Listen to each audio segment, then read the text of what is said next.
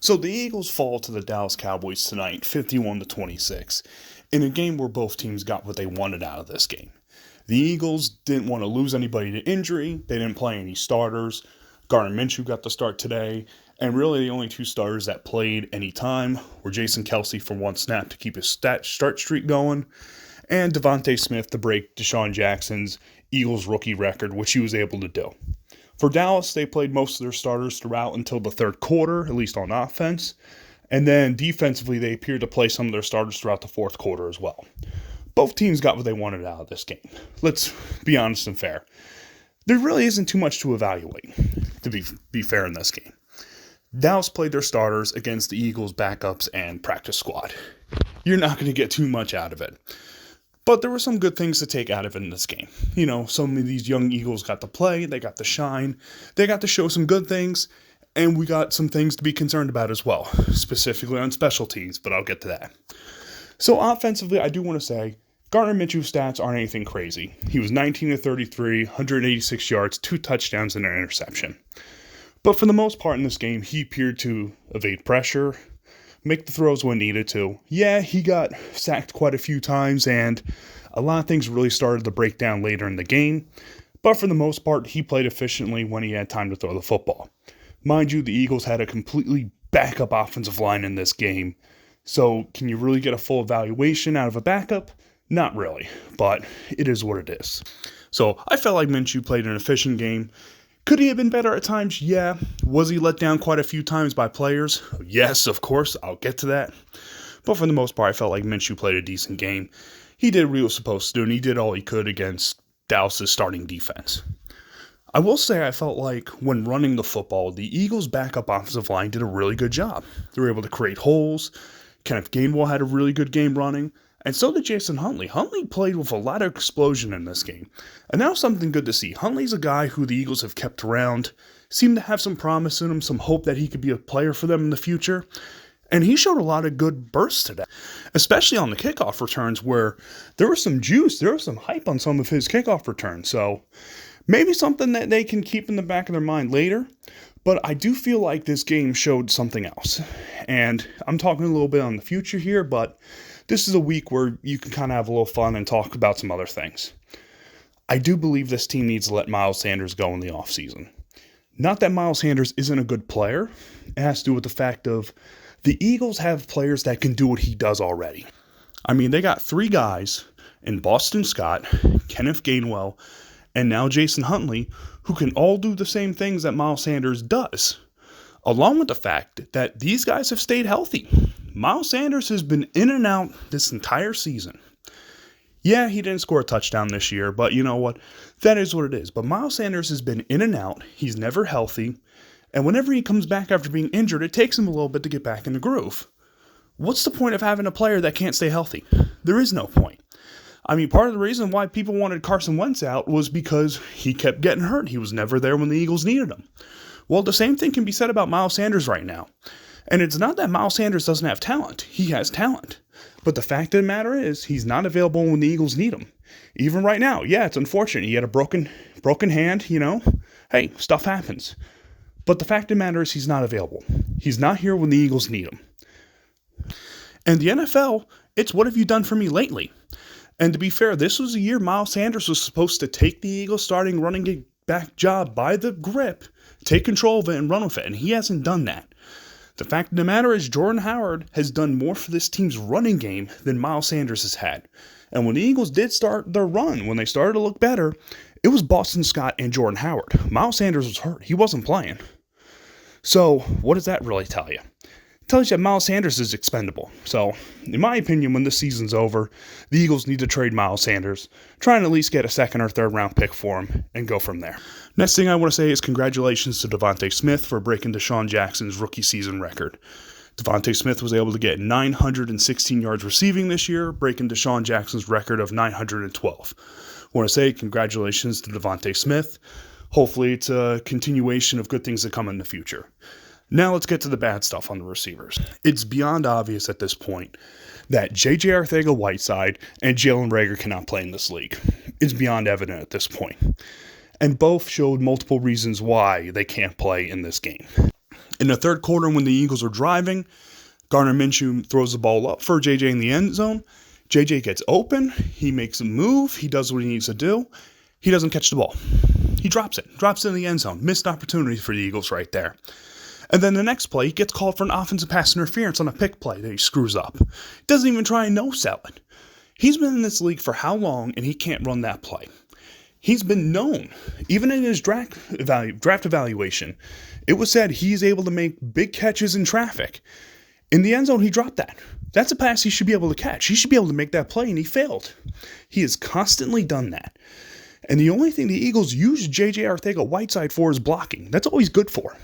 So in my book, what's the point? Just make him a damn tight end at this point. He's not able to do what you need him as a wide receiver. You only bring him in when he needs to block. He's a failure of a receiver at this point. He was a waste of a second-round pick, and he should be gone this offseason. Now let's go to Jalen Reagor. This is a guy who can't get out of his own head. He cannot get out of his own head. There are too many opportunities where he's given the ball in space, and he slows down and doesn't know what the hell he's doing. I mean, Nick Sirianni did some good things for Jalen Reagor to put him in space and to make some plays. They put him in the backfield. They gave him different opportunities to get the football in different ways, and every time Jalen Reagor cannot hit the hole and make the play needed. This is something he showed he can do in college, and yet here in the pros, he constantly fails. At this point, he's a bust of a first-round pick, and he has been. And the Eagles in the offseason are going to have to figure out what they got to do in order to get a solid number 2 wide receiver in the building. Now, maybe they have a guy that can do that in Quez Watkins, who had a really nice game today. Even throughout the season, Quez Watkins showed he could go out and make big catches when required. He's made some spectacular catches. He's made some great plays. The issue for Quez Watkins is he hasn't gotten a ton of opportunities because they've been going to Jalen Reagor. And at this point, I'm sorry. Quez Watkins is better than Jalen Reagor. Jalen Reagor is a bust. Quez Watkins should be the featured receiver as the number 2 wideout for this team. At this point in time, it has to be Quez over Jalen. Now, talk about the defense at this point. It is what it is. I have not been a fan of this defensive scheme for the entire season. I have not. I've said it multiple times, and my opinion still has not changed. But I will say there was some nice flashes from some of these defensive guys today. You saw some nice plays from Josiah Scott. You saw some good pressures from Milton Williams and Tehran Jackson. But the issue was whenever you saw one of the Eagles guy flash, Dallas came back with a 20-yard play. And it was a consistent trend throughout this game. The Eagles would make a nice defensive play, and then Dallas would come right back for a 20-yard play. These are the Eagles' backup defenders. I'm going to take what I can get out of them. It is what it is. I didn't think they were going to be able to stop Dallas much today anyway. It is what it is. These are young guys playing. They're getting reps. That's good. It's time to start seeing what these young guys can do after you get rid of a lot of these veteran players coming. For example, backup for Fletcher Cox is Milton Williams. And Milton Williams can go ahead and move around the line and play multiple different positions. So getting some value from him and seeing what he can do is really good. Another guy, Tehran Jackson, he's been getting a lot more pressure recently. He's been showing up a lot more in some of these highlights for the Eagles defense, which is good. But the fact of the matter is, the Eagles are still devoid of talent. It's a big issue for this team, and it's probably going to be one of the reasons why the Eagles don't last long in the playoffs. The fact of the matter is, I do not think this defense can stop any of these teams that are going to be playing in the postseason. And part of that has to do with the fact the Eagles don't have the talent. The other factor has to do with the fact that this Eagles defensive scheme by Jonathan Gannon, I don't think is any good. And it's going to cost them, I believe. Now, in my opinion, one of the biggest things that I noticed was an issue was the Eagles' punt game. Too many times did Siposs go ahead and shank punts and did not look good at all today. Typically, it's a special teamer. If you're getting called out by anybody, you usually had a bad game, typically. And Siposs was no different. For the most part in the first half, the Eagles' backups did a really good job staying with the Dallas Cowboys. I mean, they were trading blows for a while. Gardner Minshew and that offense was moving. They were making plays. The Eagles' defense, they were giving stuff up, but they were at least keeping the Eagles within the game. And then late in the first half, Eagles go 3-and-out. They punt, and it's a 20-yard punt because it goes off the side of the foot of Siposs. And then he does the same thing later again in the third quarter. In the playoffs, you got to make your punts. For the most part, he had done an okay job. And now all of a sudden we're seeing issues with him punting and shanking punts. This can't happen. And this can't continue. Otherwise, in the postseason, it's one play that could end everything. You can't make mental mistakes like that. And he's got to get himself going. He's got to figure out what the hell happened and get it right.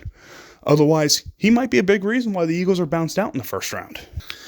Now, for my overall thoughts in this game, it's pretty simple. They're backups. The Eagles' backups played. We saw what they can do. And it was good to see them actually stay with the Cowboys for at least a half. That was good to see. But in the end, we all know what was eventually going to happen. Eventually, Dallas is going to get going. They're going to show enough, and they were going to basically destroy the Eagles at that point. It's as simple as that. You can't take too much from it if you're an Eagles fan because, hey, we didn't play anybody. We weren't really trying. Now, there was good things to take from it. We saw our backup offensive line do a pretty good job running the football. We saw our backup quarterback do a decent job of getting the football out of his hands and making plays down the field. We saw some nice things from some backup players. But the fact of the matter is, they're backups for a reason. And a 51-26 loss is proof why they're backups.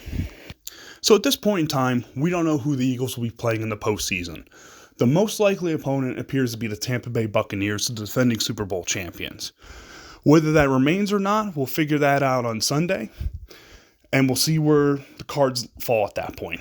But as of right now, the Eagles' regular season is officially over. They have done enough in order to make the postseason, which is a good thing, and it was a reason why the Eagles went ahead and rested all their guys. They wanted them all healthy for the postseason, and at that point, we'll see who they get to play. So, with that, those are my thoughts on the Eagles' Week 18 game against the Dallas Cowboys. I want to thank you all for listening to the Process YouTube channel. If you like what I gotta say, please hit the like button. If you agree or disagree with what I gotta say, please say so in the comment section below. And who do you want the Eagles to play in the first round of playoffs? Do you want them to play the Tampa Bay Buccaneers, who it appears they're most likely going to play? Would you prefer them to play the Los Angeles Rams or the Arizona Cardinals? Or do you want a rematch against the Dallas Cowboys? Let me know in the comment section below. With that, I'll catch you all later. Peace.